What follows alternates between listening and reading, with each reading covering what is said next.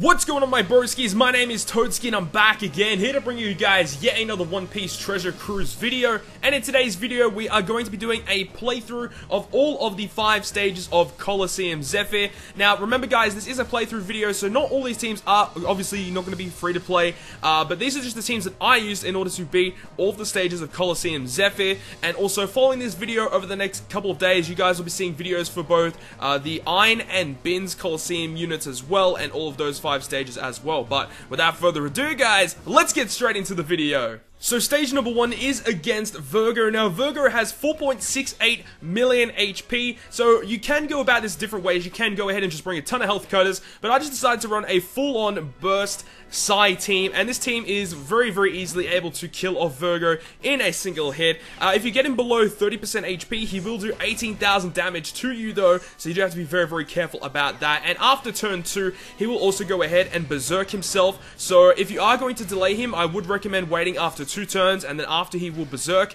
and then that is the best time to go ahead and actually delay Virgo. But anyways, I will see you guys at round 2 of Chaos COLISEUM ZEPHYR.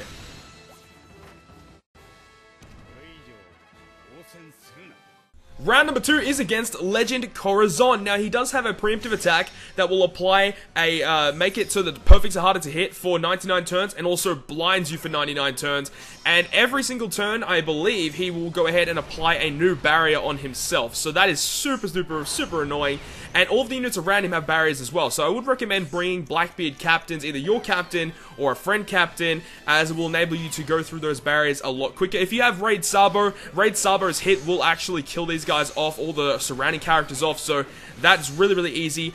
But just having some nice bursts here with a free spirit based team with Legend Blackbeard worked really well, and I would definitely recommend to build this team if you guys have the correct units to do so, as it cleared it very easily. But I'll see you guys at round 3 of Chaos COLISEUM ZEPHYR.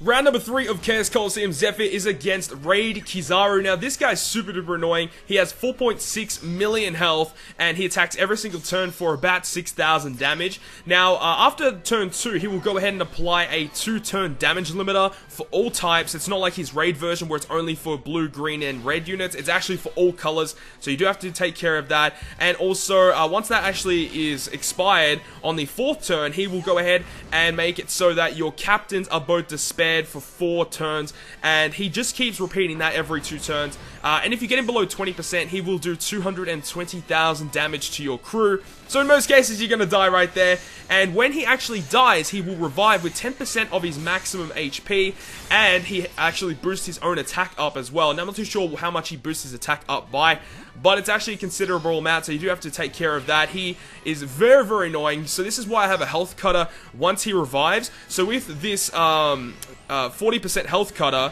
as well as Raid Boss Sabo's special still active, that will give us enough damage to actually kill off Kzar once he actually will revive with the damage limiter active. Round 4 of COLISEUM ZEPHYR is going to be against Legend Sen. Now, this is going to be one of the most annoying stages, and I think this is where a lot of people are going to struggle. This guy's super annoying. So he has 3.45 million health, and every single turn, if you kill one of the surrounding marine characters, he actually will respawn them, and they can range between 1, 2, or 3 turn cooldowns. So what I'm doing here is just waiting for the first 3 turns, because he does have a really high defense shield up, and also he has a 3-turn debuff protector as well. So I'm going to wait after those first 3 turns, and then that's when I'm going to go ahead and try and deal my damage to him, because with that defensive shield up, Sengoku takes hardly any damage. So that's why I would recommend bringing maybe a really strong damage reducer, because when he attacks, he does nearly 20,000 damage. So if you guys have a defense reducer or a damage reducer, that would help a lot against this guy. So you can take that first hit, and then once the defense and the debuff protector have expired on Sengoku's side, that's when you can go ahead and start dealing major damage to him. Now, I didn't really worry about the surrounding marine characters with an Ace team, because Ace, special-wise, is going to clear out all of those mobs anyway, and we will be able to kill Sengoku in 2 turns with pretty much a full board of matching orbs. So he's actually really, really annoying. So I would highly, highly recommend bringing someone that is a really strong damage reducer. Definitely teams that have a lot of health are going to be super helpful for this. So like guys like Jinbei, Legend Zoro. When I said Jinbei, I meant Legend Jinbei. So Legend Jinbei, Legend Zoro, Fujitora, Strongwood Ace, all of those guys with a lot of health are going to be really, really nice against this Sengoku stage, just because you can tank all those hits and then deal lots of damage output once the defense has actually expired on Sengoku's side. But anyways, I will see you guys at the final stage of Chaos Coliseum ZEPHYR.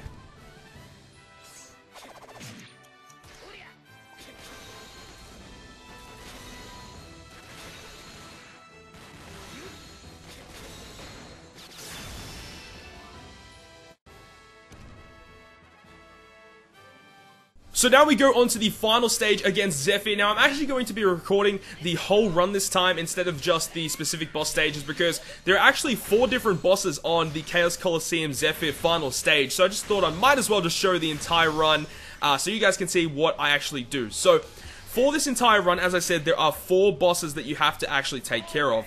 On stage 2, you have to verse Bins. On stage 3, you have to verse Ein. Stage 4 is against Sengoku, which is the previous boss that we just encountered. And then on the final stage, on stage 5, is ZEPHYR. Now, would you believe that ZEPHYR is actually the most easiest part of the entire run? He's actually super duper easy.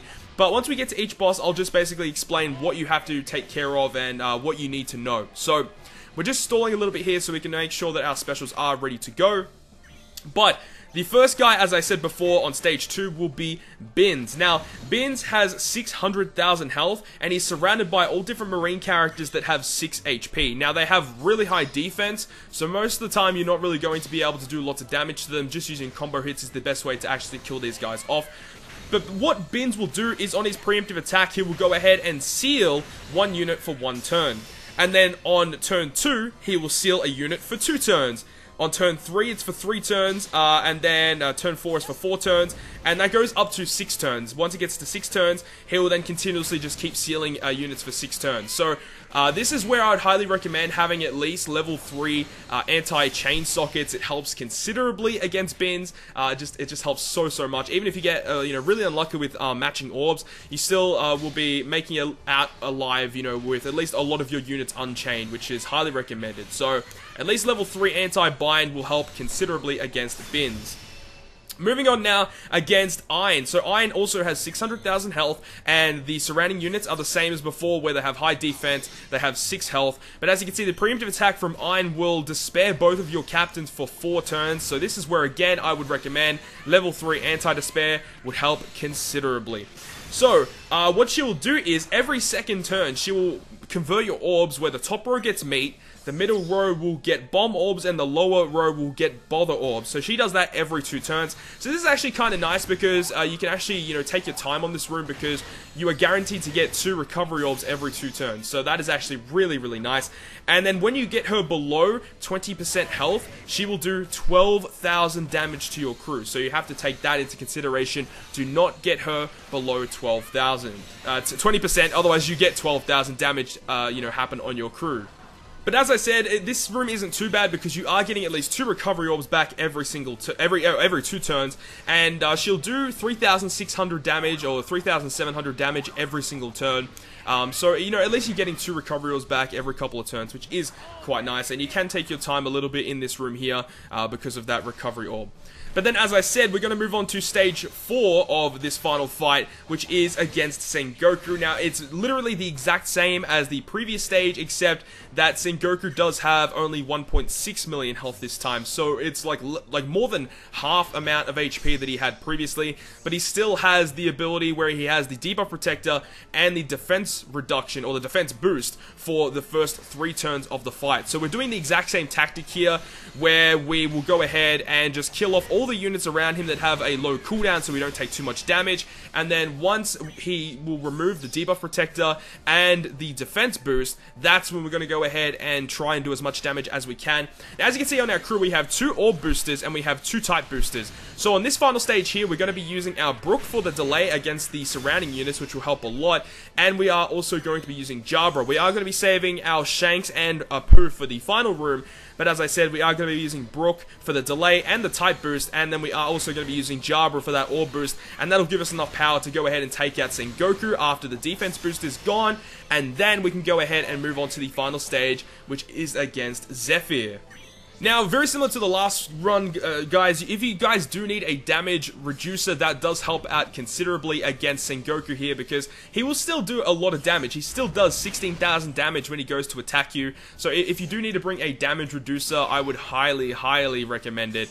But as you can see here, we are going to go ahead and do our burst turn right now, so as I said, we are going to activate our Brook and our Jabra, and we are going to use all of our damage output on Sengoku on the first turn of the burst, and then we can go ahead and use the rest of our time just as we like to take down the surrounding units, and they do have their delay happening because of Brook. Brook is just so useful. You don't have to have Brook. He can definitely be replaced by, I don't know, maybe a 1.5 booster, like maybe COLISEUM Wiper. That could potentially work, but having the delay with Brook is just super useful. So now, as I said, we come to Z right now, and, you know, it is kind of nice to try and get some good orbs here, but, you know, at least having 2 orbs is fine. And what we can do here as well is we're going to activate all of our burst right here, and even though we don't kill him in this first turn, we can still go ahead and then just take him out in the turn following that. He under 50%, he doesn't do anything, and then when he gets below 20%, he does 100,000 damage, but every 2 turns, he just does 12,000 damage. So he doesn't actually do anything, he just does a lot of damage when he attacks you. So there's not really too much to really say there. He actually has a delay protector as well, so you can't really use a delay on him, but you can still use damage reducers on him, which is quite nice. But hopefully you guys did enjoy this video, and if you guys did enjoy it, make sure to smack the like button down below, and if you want to stay up to date with all the content I post on my channel, including more One Piece Treasure Cruise content, make sure to hit the subscribe button down below. But other than that, guys, I will see you guys within the next video.